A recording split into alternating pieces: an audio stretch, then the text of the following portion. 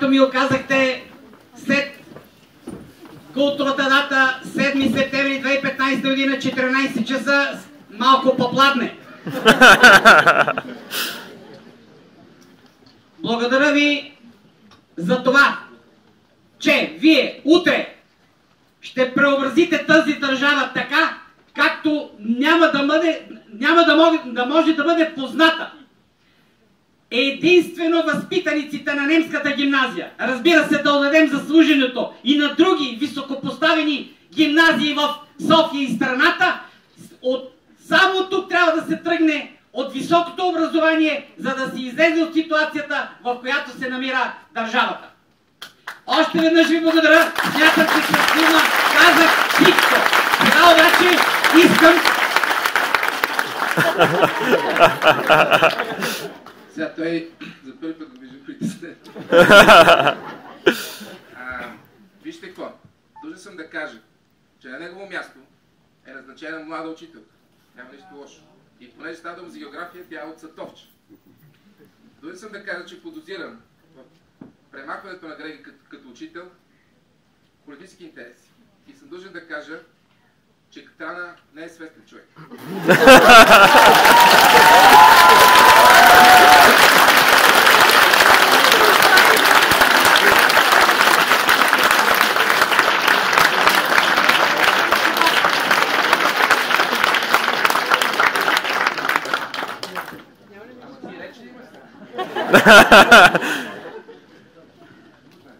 Ако имате мъничко търпение,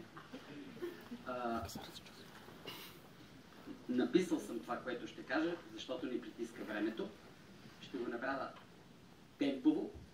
Така както темпово се движихме върху етническото българско землище.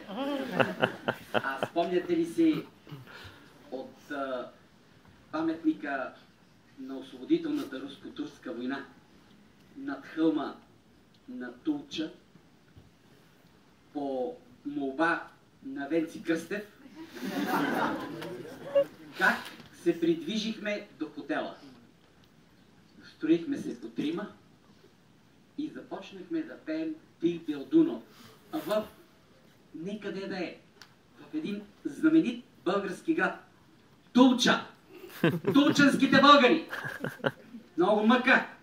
След 7 септември и Крайовската спогодба, почти 80 000 българи от Северна Добруджа се изселват в Южна Добруджа. Кон за кокошка, защото в Южна Добруджа на практика няма руани, а в Северна Добруджа, особено в Тулчанско, тотално българи. Спомням си, аз много често се събуждам, ставам, вземам лист и започвам да пиша в по-нощите. И слушам предаванията на Хоризонт. Един разказ на един лекар, дай Боже и днес да е жив и здрав, който 40-та година е бил на 6 години и как неговото семейство, майка, баща, братя, сестри, баба му, дядо му, близки, роднини си тръгват.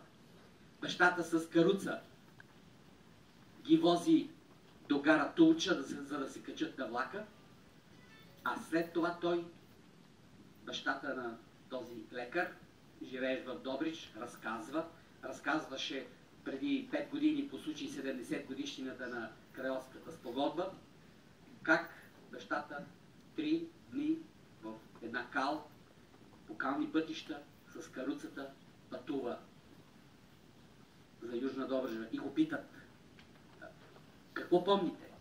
Спомням си как се разплаках, когато бях в каруцата и кучето на хамбара, вързано, неистово се дърпаше, за да се качи в каруцата. Но ние тръгвахме без него. И когато посрещнахме баща ми, кучето тишаше пред конете, за да ни прегърне нас в Южна Добруджа. Невероятно. Сега, искам искам... Я ми дайте... Кой номер? Кажи кой номер? Турбата ми. Къде е турбата с това къде? Не. Ясно. Дайте турбата.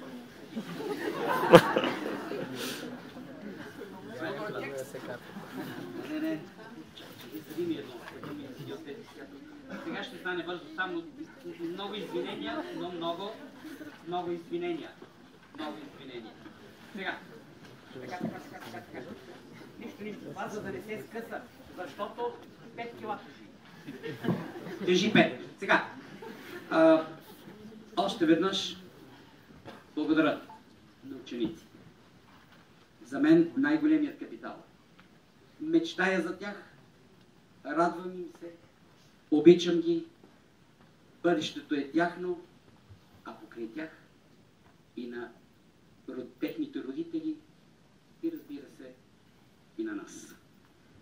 Благодаря на моите приятели, на моите близки, на моите роднини, които са в залата.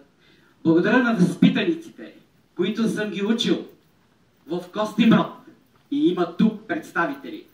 Благодаря на учениците от частна немска гимназия Веда, където за 11-та година преподавам, където не ме изгониха,